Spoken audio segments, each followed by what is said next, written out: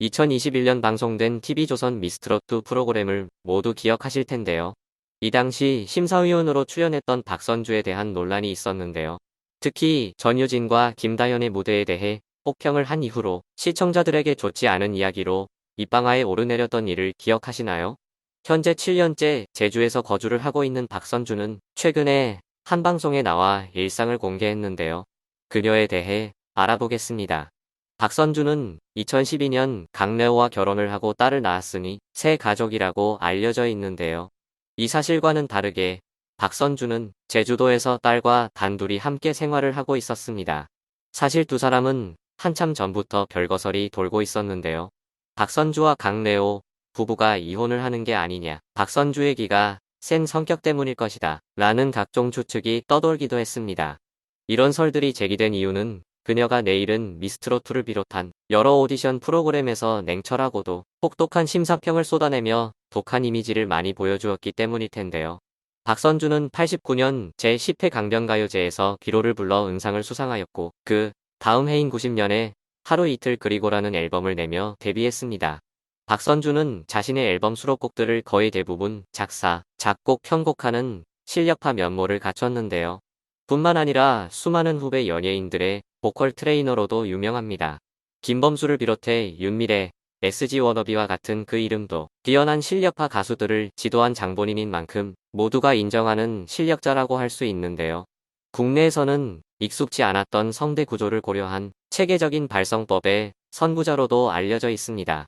특히 김범수는 박선주가 만들어낸 걸작이라고 할 정도로 그녀를 만나기 전에는 음치, 박치의 소유자였다고 하는데요. 대한민국의 손꼽히는 발라드 가수 중 하나라고 할 수 있는 김범수는 트레이닝을 받던 시절 박선주의 혹독한 트레이닝과 그녀의 무서운 성격 탓에 연습실에 뾰족한 물건들을 치워두고 레슨을 마치고 돌아가는 길에는 홀로 눈물을 쏟아내는 눈물의 골목이 있었을 정도라고 합니다.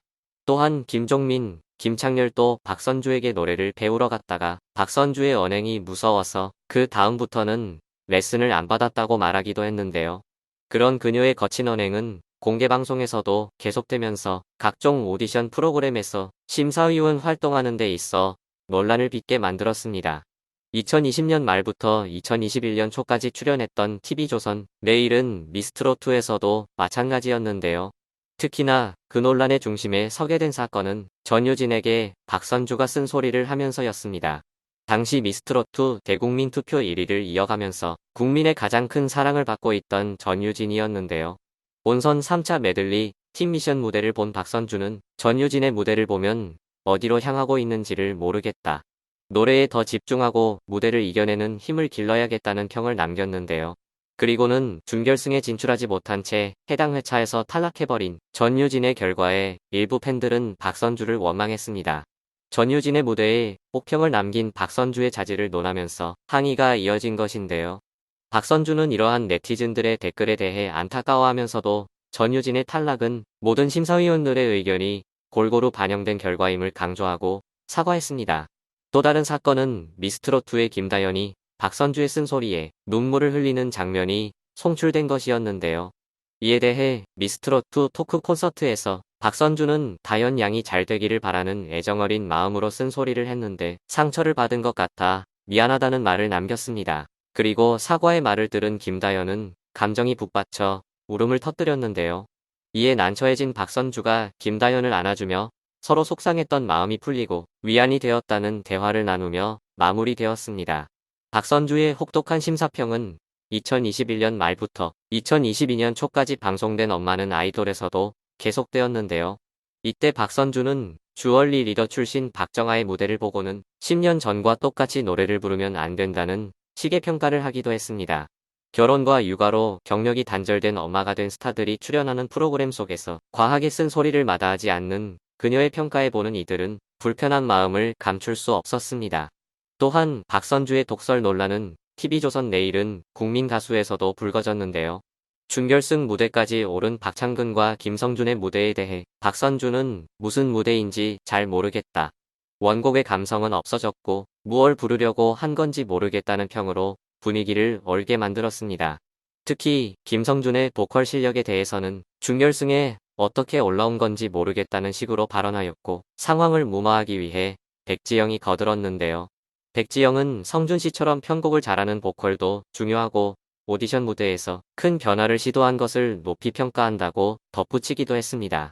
이러한 박선주의 태도 논란은 최근 만의 일은 아니었는데요. 그녀는 2005년 음주운전으로 면허 취소를 당하고 무면허 상태에서 2009년 다시 한번 경찰에 적발되어 불구속 입건되기도 했습니다. 2008년에는 업타운 멤버 스티브 김과 함께 서울과 해외 등지에서 허가되지 않은 약물을 수차례 마신 혐의로 입건되기도 했는데요. 그런 일들이 있었던 박선주가 각종 오디션 프로그램의 심사위원을 맡는다는 사실조차 많은 시청자들은 받아들이지 못하고 비난을 쏟아내기도 했습니다. 이렇게 수많은 논란을 일으켰던 박선주가 지금은 딸과 단둘이, 그것도 7년이라는 오랜 기간 동안 남편과는 별거를 했다고 하니 이혼설이 들리는 게 어쩌면 당연한 것 같기도 한데요.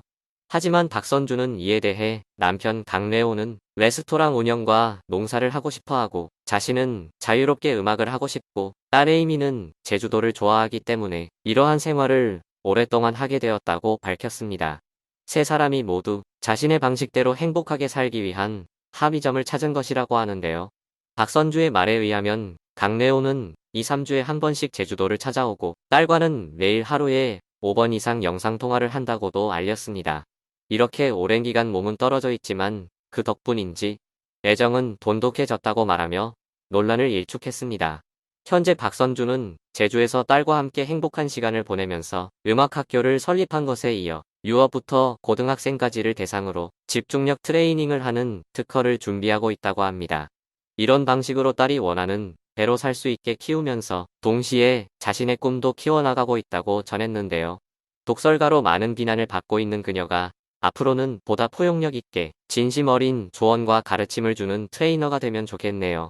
유해진 모습으로 더욱 많은 사람들에게 인정받으면 그 실력을 더 널리 전파하면서 좋은 활동을 할 수 있지 않을까 싶습니다. 오늘 영상 마치겠습니다.